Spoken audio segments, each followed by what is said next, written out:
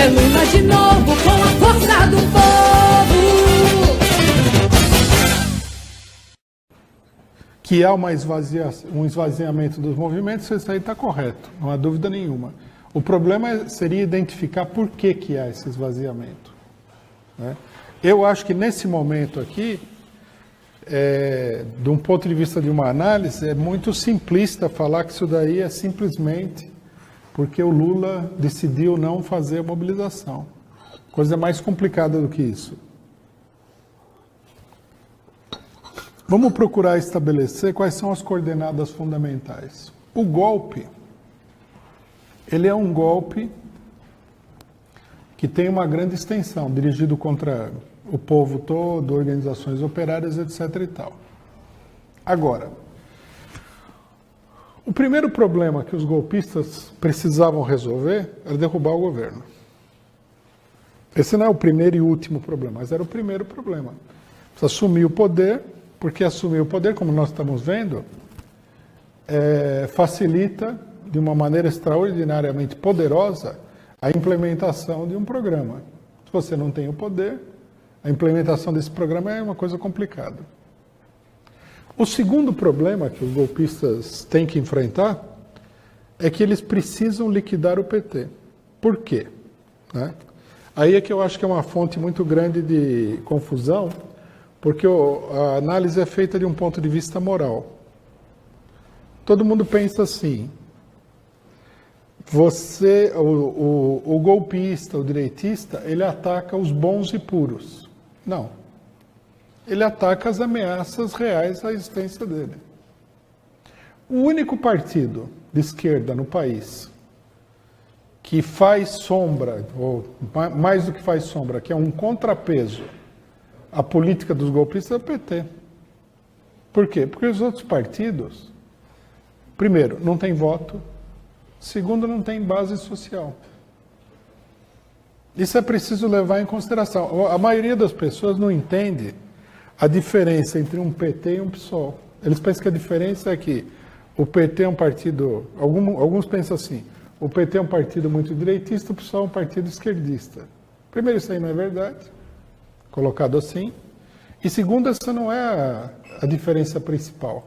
O PSOL é um grupinho de parlamentares, estudantes e professores universitários. O PT, ele domina as principais organizações de massa do país.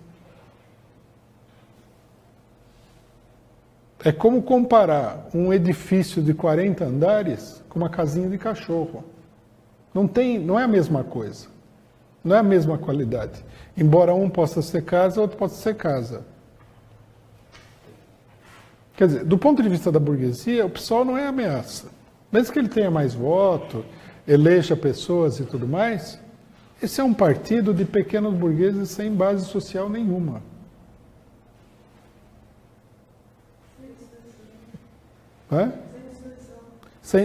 Não só sem expressão, mas sem lastro social.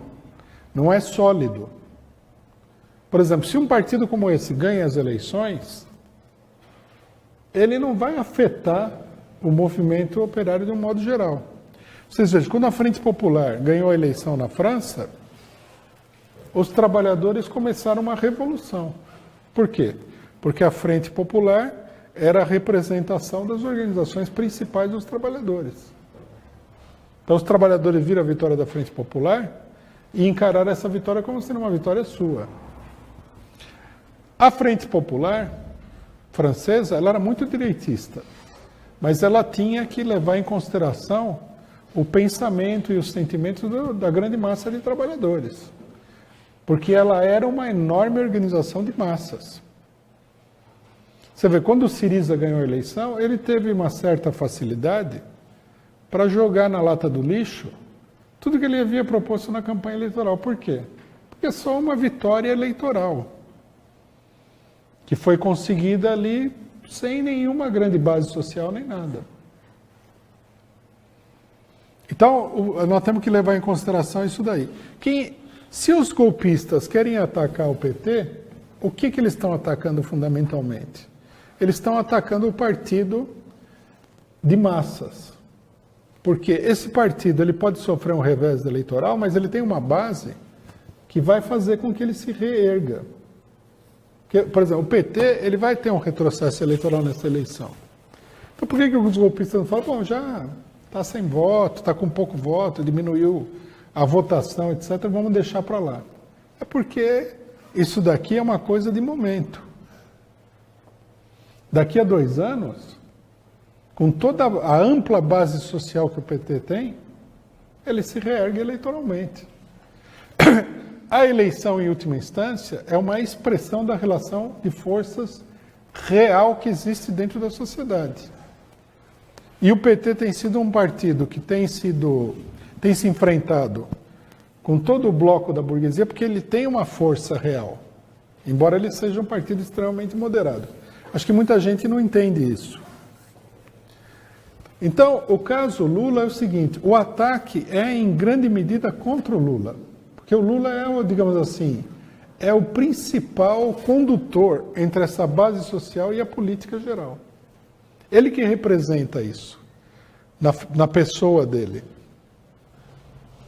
Que é muito comum nesse tipo de partido, ter uma pessoa que expressa a relação com as massas. O caso do peronismo era o próprio Perón e tal. Então, eu acho o seguinte, a conciliação do Lula com os golpistas é possível, não há dúvida nenhuma, mas é uma coisa muito complicada dada a situação, porque ele é o principal alvo do ataque. Então, o negócio é o seguinte, a interpretação de que a conciliação partiria do Lula é uma interpretação arbitrária. Dentro do PT, há mais de uma ala que é favorável à conciliação com os golpistas, mas não é exatamente a ala do Lula. Nós temos que entender o seguinte, ó, o PT tem 2 grandes grupos aí dentro. Tem esse grupo dito de oposição e tem o grupo majoritário, né? O grupo de oposição, ele é dirigido por uns pequenos burgueses, cuja política geral é de integração ao regime político, porque eles não têm base social nenhuma. Qual que é a base do José Eduardo Cardoso? Nenhuma. José Eduardo Cardoso é um advogadozinho que entrou no PT aí, tomou carona no prestígio de outros, foi escolhido como ministro, porque é aquele negócio, né? Fazem a fama desses advogados, etc. No PT é muito comum isso aí. Ele não é nada, né? E a passagem dele pelo Ministério da Justiça durante o golpe mostrou que ele é uma pessoa afinada com a direita. Inclusive, tem várias declarações dos direitistas que não atacam ele. Eles acham que ele é uma pessoa de confiança, que ele é uma pessoa perfeitamente assimilável, né?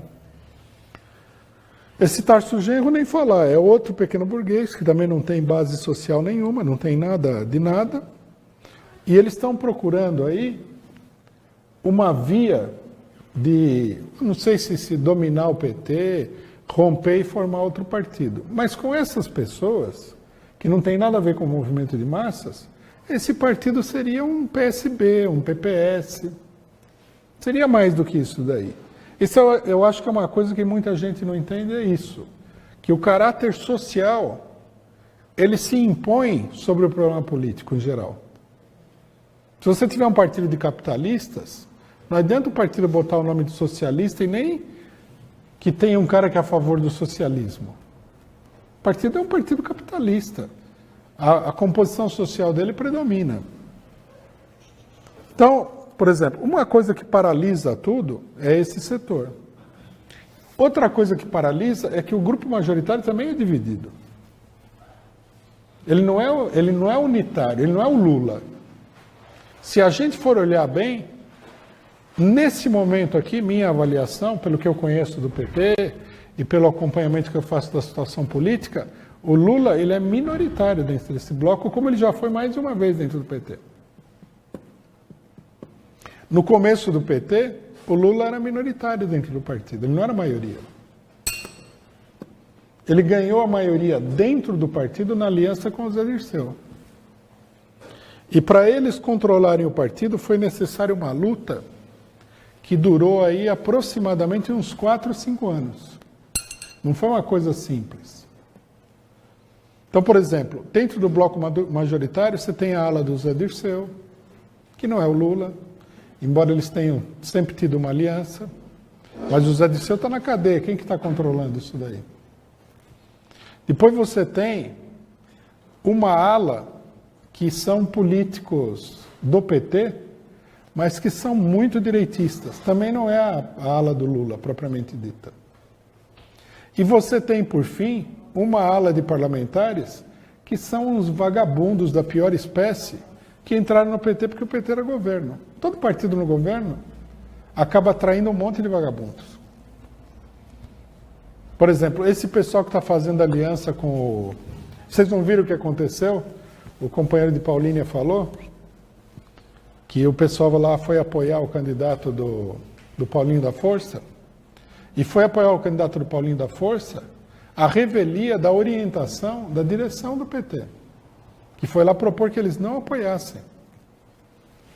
Isso aí está acontecendo no país inteiro. Então, o problema é o seguinte: a responsabilidade do Lula nessa história toda qual que é? Não é que ele está apoiando o golpe agora, é que ele criou um sistema político que é um sistema político complexo. Qual que era a ideia do PT desde o começo que muita gente não entendeu? Ao contrário do PCO, por exemplo, o PCO é assim, o PCO se considera o partido do amanhã. Nós somos o partido para a revolução não está acontecendo, acontecerá em algum dia mais para frente. Nós estamos nos preparando para a revolução. Nós somos um partido que vê a tomada do poder como essencial, mas a partir de um movimento revolucionário. O PT não, ele não pensa assim. Ele pensa da seguinte maneira: o PT é o partido do hoje. Nós temos que tomar o poder agora. Essa é a filosofia do Lula. Foi desde o primeiro momento, porque o Lula não é um político pequeno burguês da universidade. Ele é um político de verdade. Sempre ligado a setores políticos importantes, primeiro do MDB e tal, depois ele construiu o PT. Você vê que a política dele é uma política de grande envergadura nacional e internacional, não é uma política tipo Zé Eduardo Cardoso. Então, a noção que os dirigentes do PT têm é o seguinte: nós precisamos tomar o poder e governar. Então eles olharam para a situação e falaram o seguinte: como fazer isso daí num país que é dominado por partidos assim assado, que o PT não consegue ter maioria parlamentar, papapá. Então eles ingressaram numa política de aliança, de crescer o partido em aliança com outros. Eles foram construindo um quebra-cabeça de alianças com tudo que era coisa que apareceu pela frente, de esquerda, de direita e tudo mais, para poder exercitar o poder de uma maneira imediata. Quer dizer, é uma política realista, imediatista, mas é uma política que, no decorrer das coisas, no médio e longo prazo, tende a um fracasso total. E nós estamos assistindo agora ao fracasso disso daí. O partido não quer lutar contra o golpe. Vários setores não querem lutar contra o golpe. O setor que menos quer lutar contra o golpe é esse setor da mensagem. Eles são muito parecidos com o PSOL.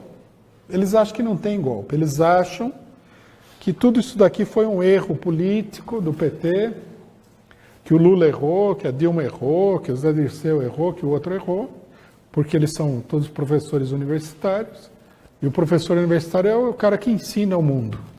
Então ele está sempre certo. Ele já nasce com essa convicção, né? Então eles têm a fórmula do sucesso, embora eles não sejam nada, né? Eles são, na verdade, surfistas da onda dos outros. É só para isso que serve esse setor. Eles são o setor do eleições gerais. Esse aqui é o negócio. E os outros setores que estão dentro da ala majoritária também não querem lutar contra o golpe. Os super oportunistas, vagabundos, eles querem se eleger. Eles querem fazer aliança com os golpistas, querem continuar a política anterior. Num certo sentido, o Lula, de uma maneira mais moderada e equilibrada, ele quer manter essa política de alianças. Lógico. Porque ele não entende, e num certo sentido, do ponto de vista de uma política que não é revolucionária, ou seja, do ponto de vista de uma política que não é a do PCO, a política dele é realista, porque como é que você vai progredir sozinho? Como é que você vai ganhar o poder agora sozinho? É impossível. Só os partidos de aloprados, que nem o PSOL, é que propõem isso daí. Né? O deputado do PSOL, o candidato do PSOL fala assim, eu vou fazer isso daqui, não vou fazer aliança com o PMDB, com o... Não vai fazer nada, pô. Chega no Congresso, vem a bancada do Eduardo Cunha, aí você nem respira. A bancada vota lá que você não pode respirar, você morre sufocado. Se você quiser trabalhar no Congresso Nacional para fazer alguma coisa em termos de poder, você vai ter que passar pelas alianças. E a única alternativa a essa política é a revolução. O PSOL não, eles apresentam assim, como que a bancada do PSOL vai fazer acontecer, não vai fazer nada. Tanto que a bancada do PSOL, quando a gente olha, ela foi, na maior parte do tempo nos últimos anos, uns manipulados pela direita. Era só escândalo de corrupção e tal. Aí a dona Heloísa Helena, que foi grande candidata do PSOL, ela ficava lá no meio, com aquela camisetinha, barriga de fora, ficava no meio de um monte de marmanjo engravatado lá, levantando o punho assim, com o Antônio Carlos Magalhães, o PSDB, o DEM. É lógico que a pessoa é manipulada pela direita. Na melhor das hipóteses, é manipulada, né? Então, nós precisamos entender isso daí. O PT, ele está num impasse total por causa da política anterior dele. Essa política de alianças está se revelando um fracasso. Agora, a conclusão que nós temos que tirar não é que o Lula em si é um traidor. O Lula ele tem uma política muito definida. O que nós temos que tirar como conclusão é que, para a luta dos trabalhadores e do povo, esse tipo de política é inviável. Isso quer dizer que a política do PSOL, do PSTU, do PCB, da esquerda pequeno-burguesa é viável? Não, companheiros. Vamos prestar bem atenção. A política da esquerda pequeno-burguesa é ainda mais inviável. Porque ela é a mesma política do Lula, só que cheia de vergonha. O Lula é uma pessoa realista. Então ele falou assim, preciso ganhar a prefeitura de São Paulo, e procurou o Maluf. Ele pensa assim, todo apoio que eu puder ter é bom, eu chego no governo, faço as minhas coisas, mas cedo um pouco para poder fazer o que eu acho que é certo. Porque a ideia dele é o que é? É levar adiante a política dele através de reformas dentro do sistema atual. Os outros pensam a mesma coisa, levar adiante a política de reformas dentro do sistema atual. Só que eles não estão dispostos a fazer essas alianças porque elas envergonham o pessoal. Você vai na universidade, que é a base social dessa esquerda, você faz uma aliança com o Maluf e o cara joga pedra em você. Então você faz a mesma política do Lula, só que você não faz aliança com o PMDB, não faz aliança com o Maluf. No final, veja bem, vai acontecer que nem aconteceu na Grécia. Eles vão falar que eles vão fazer aliança, vão rejeitar, pipipi, mas a hora que eles sentirem que existe a possibilidade de exercer o poder, eles vão ser piores do que o Lula nas alianças. O Syriza, ele não se aliou com a esquerda reformista grega. Ele se aliou direto com a direita. É como se o Lula não se aliasse com o PMDB e tivesse aliado com o DEM e o PSDB. Quer dizer, ele se colocou, não é que ele se aliou também, porque o Lula ele se aliou com o PMDB e o DEM, mas o PT governava, o PT tinha uma parcela aí de coisas que não era extraordinariamente grande, mas que ele fazia, sobre a política deles na Petrobras e outras coisas. O Syriza não, o Syriza virou uma fachada da direita grega. Eles defendem hoje a mesma política da direita, igualzinha. Esses grupos aí, tipo o PSOL, o destino deles é isso aí. O Podemos. Então, eu acho que não é bem assim. Eu acho que o Lula, ele é contra o golpe. Lógico que ele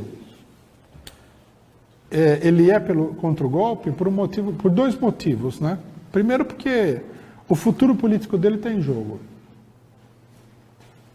Nós temos que pensar que o Lula não é o Eduardo Cunha, que faz qualquer negócio. Ele é uma pessoa que tem uma imagem, que tem como é que se diz? Ele constituiu uma personalidade política que ele valoriza.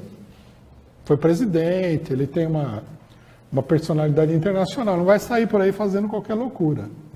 Ele vai preservar isso aí até porque ele está velho, não vai? No fim da vida, o cara vai fazer tudo isso. Segundo, que ele está diretamente ameaçado. Eu não vejo muito bem como é que seria o acordo para salvar o Lula. Porque se salvar o Lula, na próxima eleição, não é que o PT vai ganhar nem nada, vai abrir uma crise nacional, a candidatura do Lula, total. A gente já viu esse filme.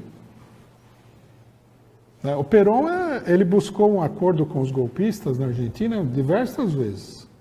Ele não conseguia pelo seguinte, qual era o impasse? Se os golpistas aceitassem o Perón, ele ia ganhar a eleição. Então, eles tentavam e o acordo não saía de jeito nenhum. Até que finalmente isso aí deu na crise que levou um preposto do Perón ao poder, o Onganía, como é que chama? Héctor Câmpora, na época da ditadura do Onganía, e deu uma crise nacional total, que levou o país quase à guerra civil. Pessoas como Lula, como Perón, são um problema na administração do regime político burguês e ainda mais nessa situação que nós temos aqui. Então, o que eu acho é que o Lula está meio que reduzido à impotência. Que não é ele que está fazendo o acordo, fica claro pelo comício de ontem. Que o Haddad falou que o golpe era muito forte, ele foi lá e falou de golpe, falou várias vezes de golpe, não é que ele falou disfarçadamente. É golpe contra uma mulher, é um golpe contra o povo, é golpe para tudo quando foi lá. Ele foi lá, inclusive dá para perceber, propositalmente, para mostrar que eles continuam a luta contra o golpe. É uma luta consequente, até as últimas consequências? Não. Mas na hora de analisar, nós temos que diferenciar. Acho que o PT está paralisado. Por isso não consegue levar adiante a luta contra o golpe. Dentro do movimento sindical também está paralisado. Bom, sobre o negócio das acusações contra o PSDB, isso daí é um negócio até... é um tédio, né? Porque acusações contra o PSDB e crimes do PSDB e dos golpistas, você tem uma pilha monumental. Você vê que o cidadão que está na comissão para caçar a Dilma, foi encontrado um helicóptero de propriedade dele com 0,5 tonelada de cocaína. Se esse helicóptero tivesse no nome do Lula, ele estava em Guantánamo.